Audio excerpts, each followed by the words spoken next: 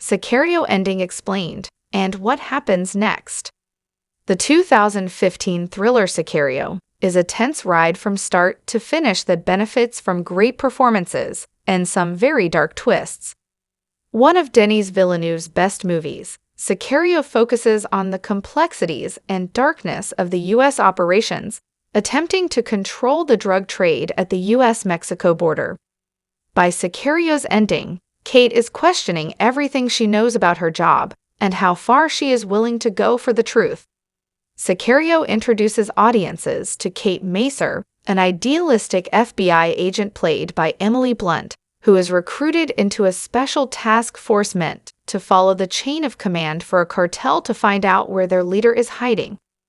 However, things are much more complicated than they initially seem as she realizes that the team she is working with is willing to go to extremes to protect the U.S. interests, including replacing a cartel with a different one. The CIA plan in Sicario explained. When Kate first joins the task force, she is given very little information about who she is working with or what their real operation is about. She joins Matt Graver, Josh Brolin, who claims to work for the Department of Defense, and Alejandro Gillick, Benicio del Toro, who she knows even less about. All that she is told about the mission is that they are hoping to disrupt the Sonora cartel's operations so that they will eventually be led to the cartel's leader. The real reason that Kate was brought onto the task force is that they needed an FBI agent on the team to allow the CIA to operate within U.S. borders. While this explanation is not exactly a lie, it is not exactly the truth either, as the team is hoping to hide their true intents from Kate and her partner, Reggie Wayne, Daniel Kaluuya. The real reason that Kate was brought onto the task force is that they needed an FBI agent on the team to allow the CIA to operate within U.S. borders. The CIA plan is to assassinate the leader of the Sonora cartel in order to establish new leadership that they can exert more control over. Alejandro's role in Sicario. One of the biggest players in Sicario's task force is Alejandro, a mysterious assassin who seems to know the ins and outs of the cartel quite well. Throughout the film, it becomes clear that Alejandro is very brutal in his tactics and willing to do anything to get to the head of the cartel. The task force leaders are very secretive about his role and his history, as well as who he truly works for. But Kate eventually learns that the assassin is really looking for revenge.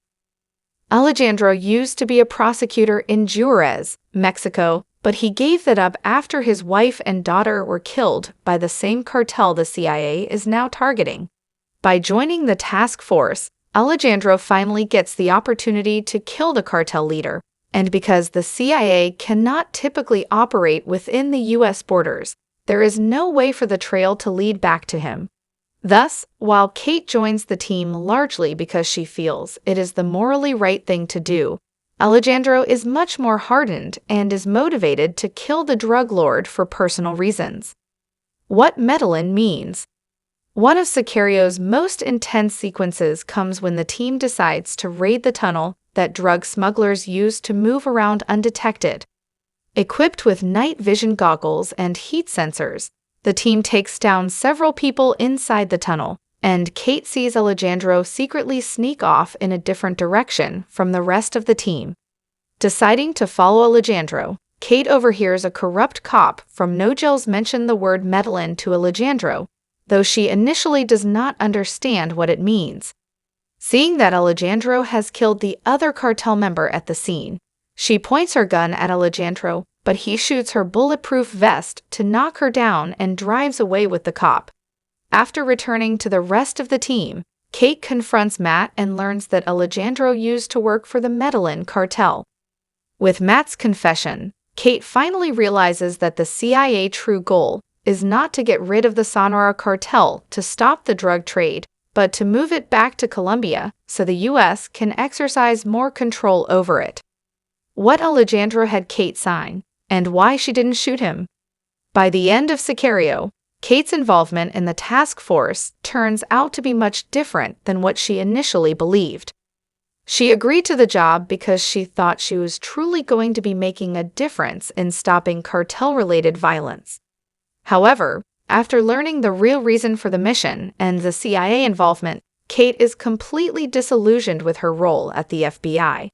Thus, when Alejandro shows up to her apartment with a gun and tells her to sign a paper stating that everything they did was legal, she eventually does sign. Sicario is largely framed by Kate's perspective on the events occurring, and she also serves as the movie's main moral compass. However, after everything that she has learned, Kate knows she has no choice but to sign, making her complicit in the CIA actions. As Alejandro leaves her building, Kate briefly aims her gun at him, but she is ultimately unable to pull the trigger. The part of Kate that is angry clearly wants revenge for an unjust operation, but she also knows that stooping to Alejandro's level won't solve anything, leaving her in an uneasy position. The sad reality of Sicario's final scene. While Kate and Alejandro's final interaction shows that nothing has changed in the U.S. government's approach to the problem, Sicario's true final scene is even more devastating.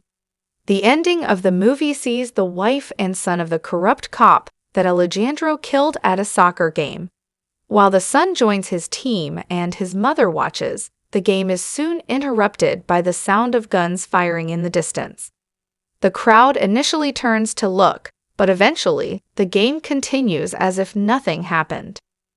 Sicario currently holds a 92% on Rotten Tomatoes and was nominated for numerous awards at the time of its release, including 3 Academy Awards: Best Cinematography, Best Original Score, and Best Sound Editing. Throughout the movie, there are brief scenes of the cop's family as they interact and go about their day, but the final scene without the father shows how sad his loss is. The soccer game and the sound of the guns also show that despite everything that the task force did, nothing really changed in the big picture. The lives of individuals like the cop's family or even Kate herself are worse off, and their sacrifices were essentially for nothing since the cartel continues to operate and the violence in the area has not changed. What happens after Sicario's ending? While Sicario's ending is somewhat ambiguous about the fates of many of its main characters, the 2015 movie was not the end of some of their stories. A sequel, Sicario, Day of the Soldado, was released in 2018 and tells a new story that takes place along the U.S.-Mexico border. Both Benicio del Toro and Josh Brolin reprise their roles from the first film, as the CIA is then instructed to start a gang war between 2 of the biggest cartels that will eventually weaken both of them. As in the first film, Sicario, Day of the Soldado explores the moral implications of their actions and the extent to which the CIA plan really changes the circumstances of the cartels. Emily Blunt's Kate did not return in the sequel.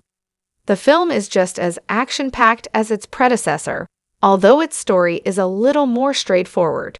Beyond Sicario 2, a third film is also reportedly in the works, though the next film in the Sicario series has not gotten a release date yet.